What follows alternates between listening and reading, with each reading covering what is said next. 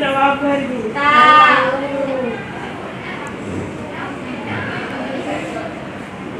Hari ni kita nak buat aktiviti tenggelam dan timbul. Yeay. Adik-adik tahu tak apa itu tenggelam, apa itu timbul? Tahu. Tenggelam ialah barang Tenggelam ialah barang yang berat. Timbul ialah barang yang ringan. Faham? Faham. Okey, cikgu akan tunjukkan contoh untuk cekerangi. Cekerangi rasa-rasanya tenggelam ke timbul? Tenggelam. Cuba kita letak. Yeay, betul! Letak dekat mana? Tenggelam. Okey.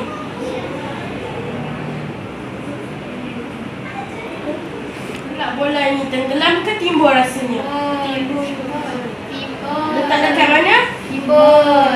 Betul. Okey, sekarang ni cikgu nak adik-adik ambil salah satu dan buat.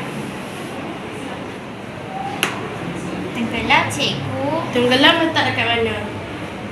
Sini. Pandai Isyirah. Iza?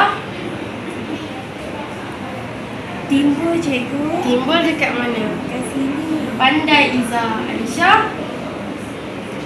Tenggelam, cikgu. Letak dekat mana? Tenggelam. Pandai Alisha. Buat sampai habis. Tenggelam, cikgu.